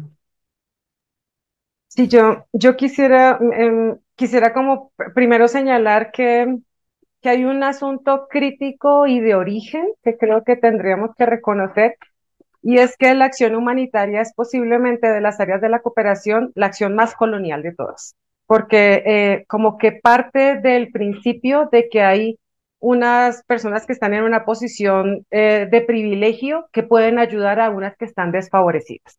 Entonces, con este principio de base, es súper importante saber que eso está detrás y que en todas las otras áreas de la cooperación lo que tú quieras no media tanto el intercambio de recursos físicos y tangibles.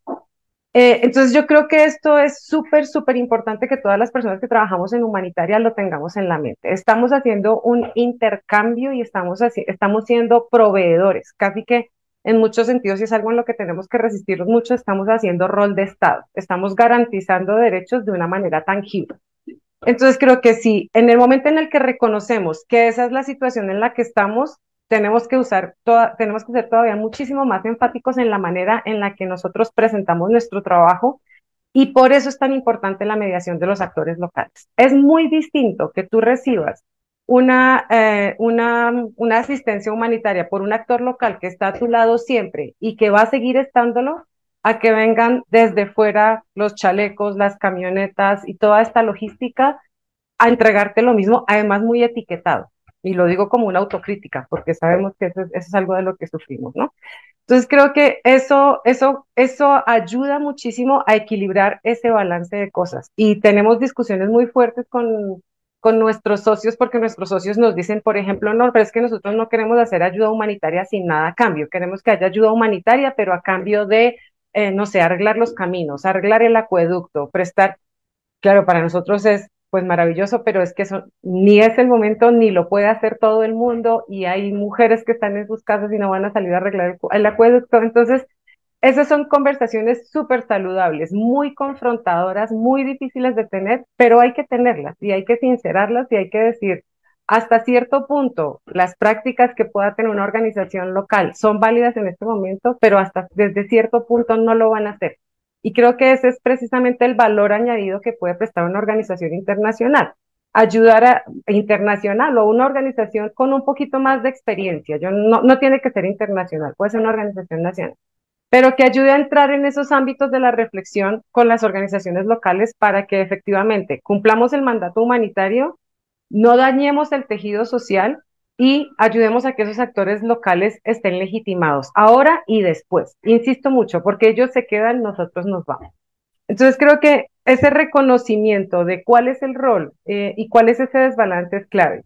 El desbalance crítico que nosotros hemos identificado es pues la moneda de cambio, los recursos, la platita, ¿no? Ese es el desbalance más grande. Entonces creo que en ese sentido también tenemos que ser muy, muy críticos y decir, bueno, cuáles son los límites y cuáles son los topes. Y estamos absolutamente convencidos de que no son los que están marcados por los indicadores del IASC, que el 25% tiene que ir a los actores locales, nunca jamás en la vida. Si los actores locales proveen un porcentaje más alto de la ayuda humanitaria, pues tiene que haber una correspondencia entre el flujo de los recursos. Entonces creo que es bien importante tener esto claro, y creo que eso no corresponde a un desafío de los valores de ninguna manera. Oxfam se declara una organización feminista, por ejemplo, y esto precisamente en reconocer la equivalencia entre el trabajo y los recursos es absolutamente feminista. Entonces más bien a nosotros nos ayuda a reforzar los principios y valores que tenemos en el trasfondo. No es sencillo, no es que lo tengamos todo resuelto, lejísimos de eso, pero si hay una región en la que tenemos una ventaja comparativa para poder hacer esto, es en América Latina. No tanto en otras en las que los desafíos son mucho más grandes, pero en América Latina nosotros decimos con mucho orgullo que el 80% de los recursos que manejamos en ayuda humanitaria los manejan las organizaciones locales.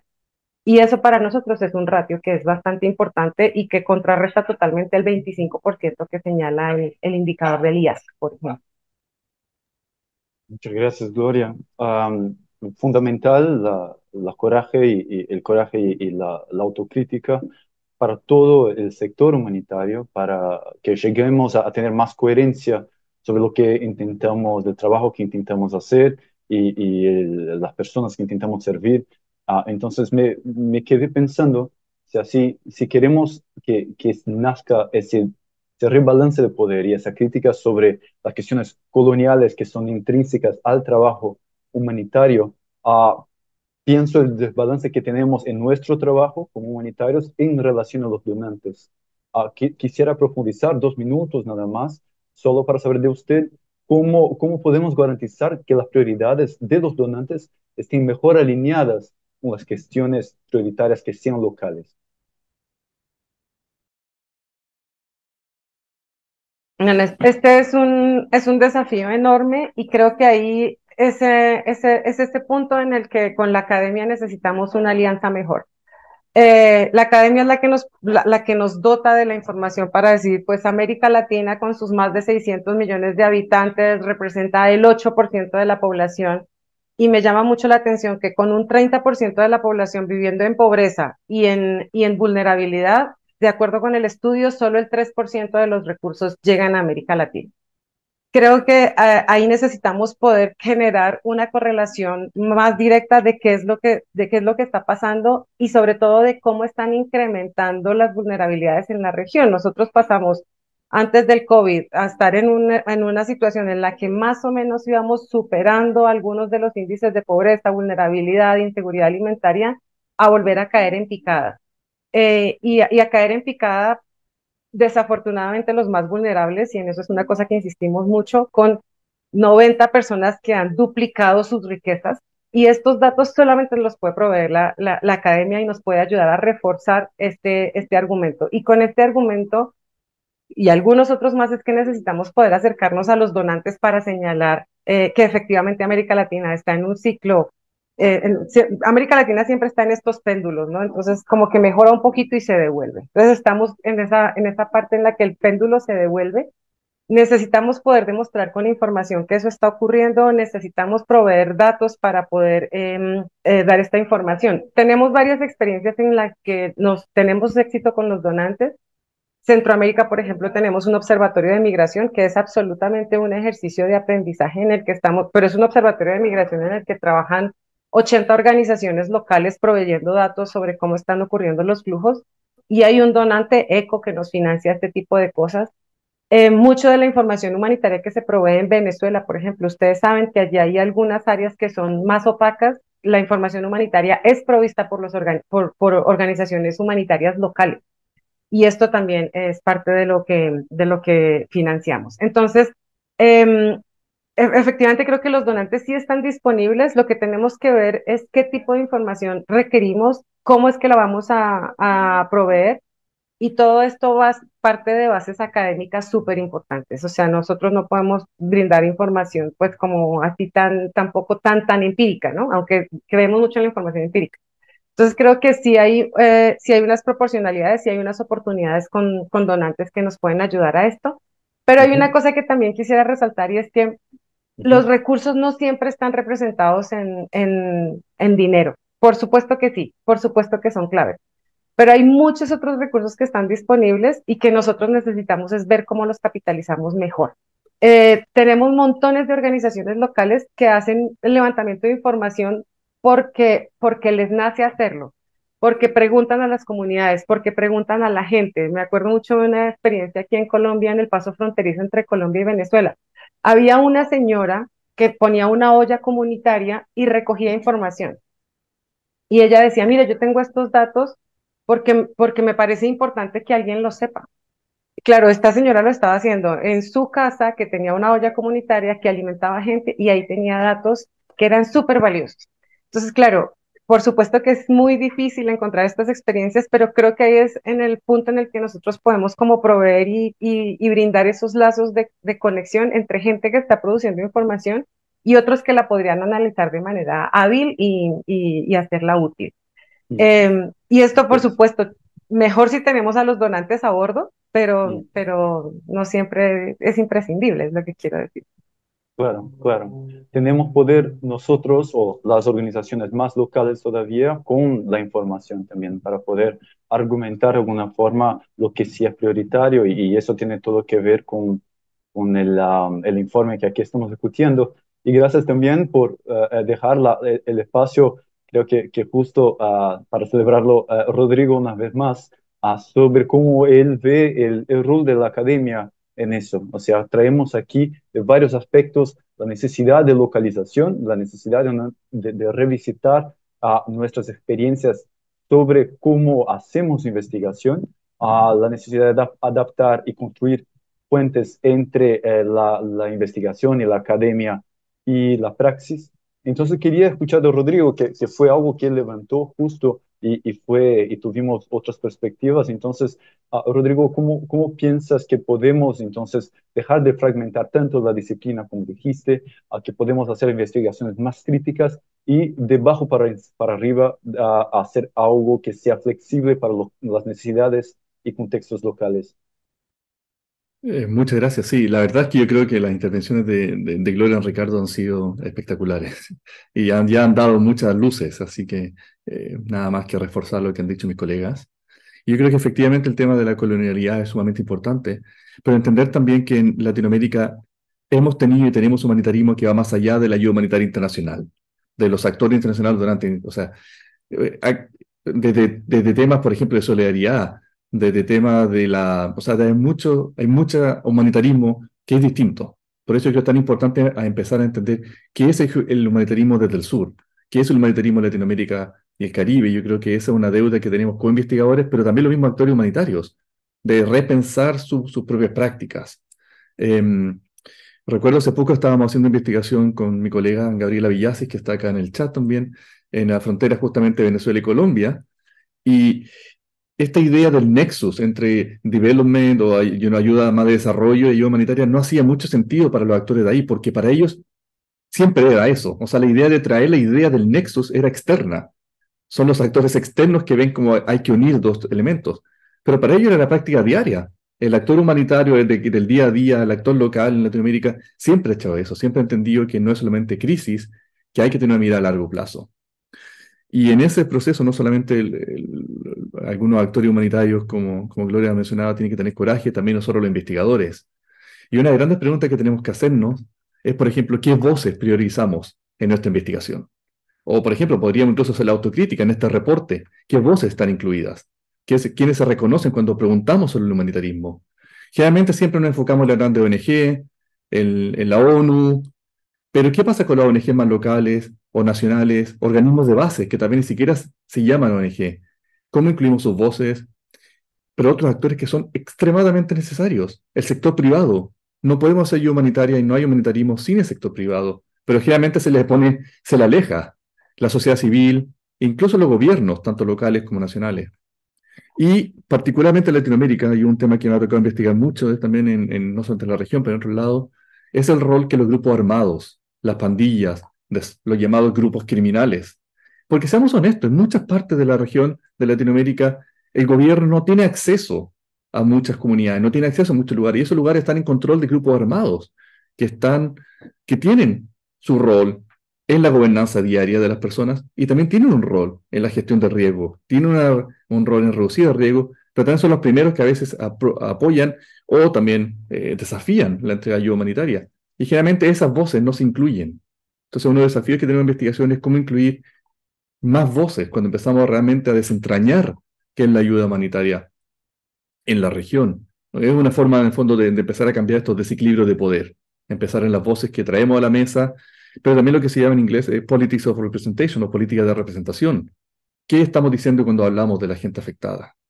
Este concepto, por ejemplo, el concepto beneficiario, es muy fuerte, muy feo. Es un concepto que yo creo que tenemos que tener. No es que la gente se beneficie de la ayuda. Entonces, es cómo hablamos de los temas. Entonces, ¿qué tan críticos somos de eso? Y otra cosa es también en lo que decía Gloria, es nuestros métodos que utilizamos al investigar. ¿Son métodos que aceptan y son aceptados y son normales para la gente o son impuestos desde el norte global? Sobre todo los enfoques feministas, por ejemplo, mi colega Gabriela Villases, que hablaba antes, está haciendo mucha investigación en Colombia y está justamente desentrañando no solamente lo que es un humanitarismo feminista en la región, la ONG feministas, pero también haciendo eso con metodologías feministas. Entonces hay muchas formas en las cuales tenemos que avanzar y como investigadores también tenemos que repensarnos. Y es difícil porque si desarmamos lo que hemos aprendido a hacer, que generalmente viene de modelos muy europecentistas, ¿cómo hacer una investigación que es distinta? Y no es una pregunta fácil, yo creo que es una pregunta en la cual tenemos que repensarnos en conjunto con los actores humanitarios, no podemos separarnos. Muchas gracias, Rodrigo. Qué placer escucharte. Y los dejo entonces ese como cierre de esa sección en que pudimos ahora escuchar un poco más la opinión de ustedes y contrapar diferentes ideas. Y vamos a pasar entonces para el cierre y que quería exponer algunas preguntas que llegaron desde la audiencia. Empiezo con la de Claudio Medina, que trabaja en Save the Children en Honduras, que quería profundizar un poco más y quizás mismo Rodrigo, pero claro, a todas las panelistas muy bienvenidas a entender un poco más cómo es el impacto que se tiene en el momento a la atención de los desastres en regiones urbanas en Centroamérica. Um, él habla un poco de la incidencia en grupos armados y de las pandillas, y justo se me ocurrió en algo que dijo Rodrigo en el principio del evento, por eso lo nombré, sobre la necesidad de safety and security, para complexificar la idea de seguridad, y cómo necesitamos llevar eso en consideración para hacer investigación. Bueno, lo que pone Claudio aquí creo que es una visión extremada de la dificultad que es hacer investigaciones en un contexto así, de grupos armados y de pandillas. Entonces, quería escuchar de ustedes, micrófono abierto, quien se sienta confortable en contestar. Aprovecho para pedir preguntas más fáciles de la audiencia, porque como hacer investigación no es fácil. No, pero es posible. Y yo creo que eso es lo importante. Tenemos que empezar un poco a como desmitificar la idea de que hacer investigación en zonas armadas o hacer investigación... hay mucho también que tener cuidado en los lenguajes que utilizamos. O sea, si estamos replicando estas políticas que tienen a veces los gobiernos, en el fondo de poner etiquetas a algunos ciertos grupos. Entonces hay que tener cuidado también en el sentido de cómo nos comunicamos, cómo nos acercamos, porque incluso en los lugares controlados por grupos armados, no todo el mundo está armado. Hay gente que también necesita y también tiene su propio... Y hay un tema muy importante y creo que es central, que generalmente la ayuda humanitaria se ve como apolítica. Esta idea de que la ayuda humanitaria es neutral, esta idea, estos son los principios humanitarios. Pero todo actor humanitario, todos los que hemos sido ayuda humanitaria, sabemos que no es real. Sabemos que en la realidad, si hay algo que es político, es la ayuda humanitaria. Pero creemos en esta idea de la neutralidad, la imparcialidad para poder tener acceso a los territorios. Pero la pregunta es si que realmente queremos avanzar en una investigación y una ayuda humanitaria que es mucho más integrada a los territorios, ¿podemos seguir haciéndolo con este mito de la neutralidad? ¿Podemos tratar de alejarnos de la política? ¿Sí o no? No estoy diciendo que sea uno u otro, pero creo que hay cosas importantes a preguntarse. Si queremos empezar a reducir el riesgo de crisis, tenemos que empezar a pensar distinto en nuestras formas de actuar.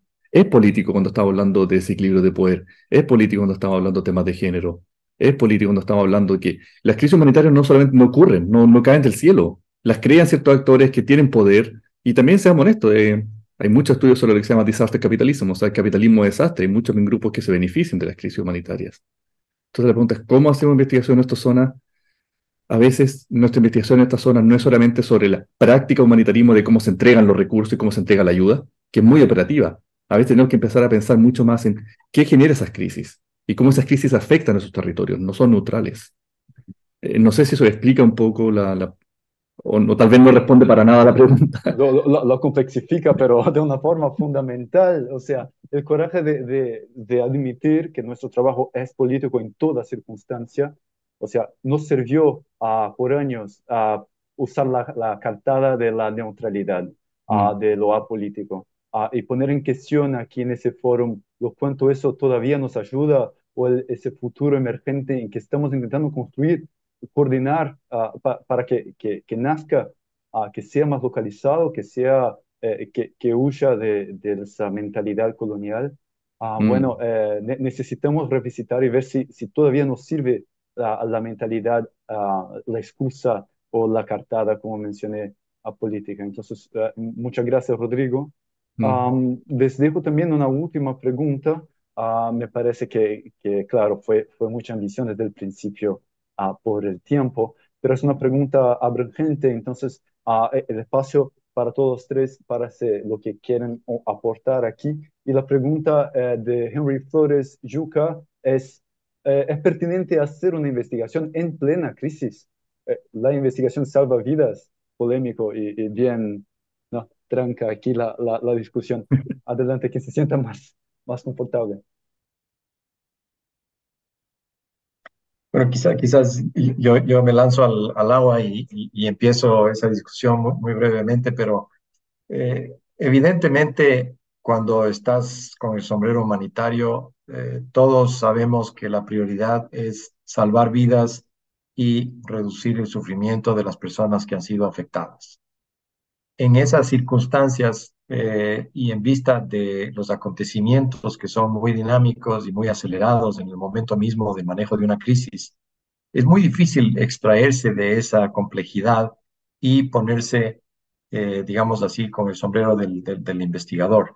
Lo que yo creo que es importante es que existan mecanismos que permitan guardar la información de cómo se llevaron a cabo las operaciones de ayuda humanitaria y qué impacto tuvieron esas con la población afectada, para poder luego revisitarlas cuando el tiempo permita y dedicarle la investigación necesaria. Por eso hablaba yo de la importancia de hacer el análisis forénsico de los desastres o hacer los after action reports que se llaman, de cómo los humanitarios vieron fue su respuesta, pero contrastada con cómo la población sintió o percibió o aprovechó de la ayuda humanitaria en la forma como fue realizada. Entonces, yo creo que lo importante de nuevo es documentar de alguna manera la respuesta desde el momento mismo, desde el inicio de la crisis hasta la fase final, digamos, de la crisis, cuando empiezan los procesos de rehabilitación y reconstrucción, que además sabemos todos que no son muy claras las fronteras de cuándo pasas de uno de esos, de una de esas fases, como las conocemos, a la otra, pero que permiten y ayudan a tener un entendimiento mayor de cómo las cosas funcionaron y qué es lo que se debe cambiar para evitar situaciones mejores en el futuro, manteniendo presente a todo momento que lo que pasa en la comunidad A no necesariamente se va a replicar en la comunidad B, C o Z. Es decir, que la particularidad y la individualidad del contexto, de las capacidades y de las realidades sociales, culturales y demás de una misma comunidad no se van a replicar casi nunca en la siguiente. Muchas gracias, Ricardo. Tenemos tres Gustavo, sí, que minutos por si puedo, quieren. Sí, por favor, Rodrigo, adelante. junto 3 con minutos. ratificar lo que decía Ricardo, que estoy de acuerdo. En breve, la respuesta es pertinente a esa investigación en plena crisis. Mi propia experiencia es que sí. Primero, cuando uno es actor humanitario, no tiene tiempo para reflexionar. Y yo creo que es muy egocéntrico pensar de que hacemos todo bien. Hay muchos espacios hay muchos errores que se cometen, hay muchas reflexiones que tienen que ser, muchas cosas que tienen que ser aprendidas. Sobre todo si estamos haciendo una ayuda humanitaria que queremos que sea más local, más comunitaria, con más cariño, si queremos decirlo. Y en ese espacio hacer investigación es muy importante, tener gente que tenga un ojo entrenado, un ojo que quiera, que sepa lo que está observando. Porque lo que nos ha pasado y lo que me pasa a mí muchas veces es que hacemos investigación lo que se llama de segunda mano. O sea, hacemos investigación lo que las ONG reportan, lo que los actores humanitarios reportan que ocurrió. Pero hay un sesgo. Ellos reportan no con el ojo informado de querer investigar ciertos fenómenos. Entonces yo creo que hay mucho valor en hacer investigación, sobre todo, tal vez no para salvar vidas en ese momento, pero a futuro, para mejorar nuestras prácticas. Pero, un gran pero, hay que hacerlo con cuidado. Hay que hacerlo de tal manera que la investigación no afecte la respuesta. Y esto es algo que lo he visto muchas veces. Y es lo que decía antes, tenemos que tener investigadores que estén entrenados en hacer investigación humanitaria, en seguridad, que no afecten la respuesta, que sepan cuándo intervenir y cuándo no, que sepan mantener distancia. Y eso es un gran desafío. Tenemos que hacer investigación. Si va a ser en plena crisis, que aporte, no que vaya a generar más problemas o complique la situación. Sobre todo en recursos, que hay pocos recursos también. O sea, no podemos ser un actor más que requiera agua o acomodación o transporte, por ejemplo. Perfecto, Rodrigo. Gloria, ¿te gustaría hablar algo más para cerrar? Yo, dos cositas, espero que sean chiquitas. La primera, es que me quedé dándole mucha vuelta al asunto de los actores armados, porque como les decía, o sea, yo mi carrera profesional la empecé trabajando en zonas paramilitares y de guerrilla en Colombia, en la que me encontraba cada 10 minutos un retén distinto.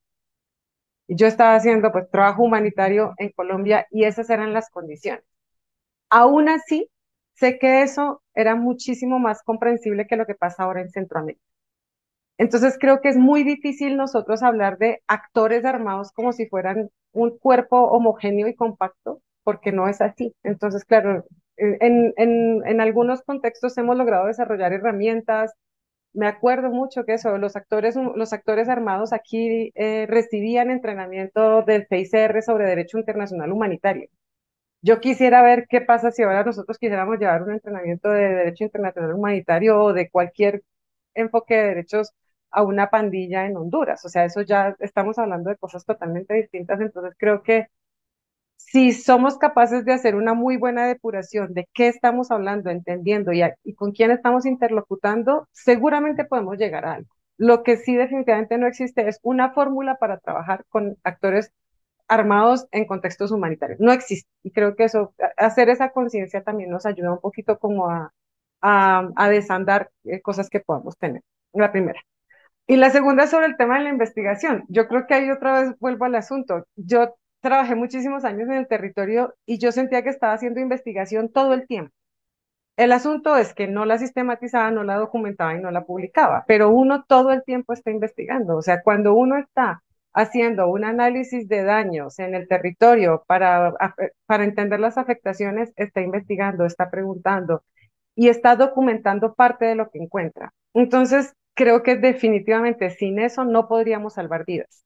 Si nosotros no somos capaces de identificar quién es la gente más afectada, con qué tipo de afectación y de qué manera vamos a poder responder, pues estaríamos haciendo una respuesta bastante mediocre. Entonces creo que depende de qué investigación estemos hablando. Si estamos hablando de una investigación para producir un paper publicable, seguramente no es ese tipo, pero sí que hacemos ese tipo de cosas. Lo mismo cuando uno se sienta a hablar con un grupo de mujeres comunitarias en el pueblo de... Para mí eso es absolutamente una parte de la investigación. Vuelvo, insisto, lo que pasa es que no la documentamos y no la publicamos, pero para mí, claro, podemos afinar nuestras herramientas, podemos ser más o menos expertos, podemos ser más o menos agudos, pero definitivamente lo estamos haciendo la mayoría del tiempo, sobre todo quienes hemos tenido la experiencia de trabajo en territorio. Claro que sí, Gloria, y qué linda forma de terminar la discusión, mirando que somos al final todos responsables por el aprendizaje, por innovar, por mejorar nuestras prácticas. No hace falta que sea una investigación formal para que sea conocimiento. Entonces, muchas gracias a los panelistas, fue de verdad un gran placer. Y le dejo la palabra a Jessica, a la CEO de Aura, para closing remarks. Jessica. Thank you so much. Muchas gracias. I've really enjoyed and found this conversation fascinating. There's been so much to consider and to think about. In particular, I think I've really heard the message about the uniqueness of this region and that the humanitarian system here is different from the humanitarian action system in other regions. And I think that's really critical that we learn more about that as a system and think about how best to work the region. I'm fascinated in the conversation about how we must find ways to get closer to local communities and to think about humanitarian action as part of those communities and not as separate to it, and then to think about how the role of research and innovation should be part of that same localization process. There have been so many issues. I could spend ages summarizing what I've heard, but I will take away my notes. I just want to say thank you to all the panelists for their fascinating insights into this topic. And then a huge thank you to University of Sao Paulo, Camila and Gordon as well for the important research that they led with for this region, and all the participants who took part in the research.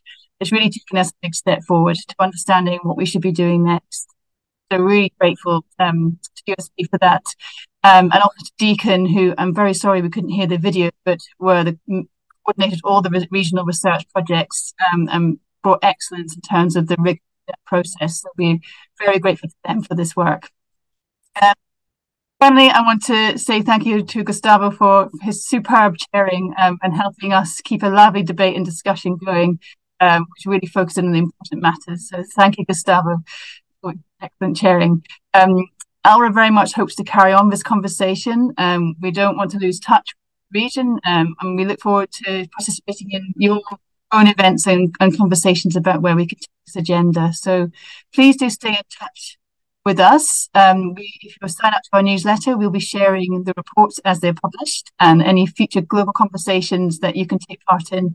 And please do invite us to take part in our conversations. So I wish you all the best for this agenda. Thank you so much. Gracias, hasta luego. Thank you. Gracias. Chao, adiós. Gracias. Thank you, John, as well, for your translation.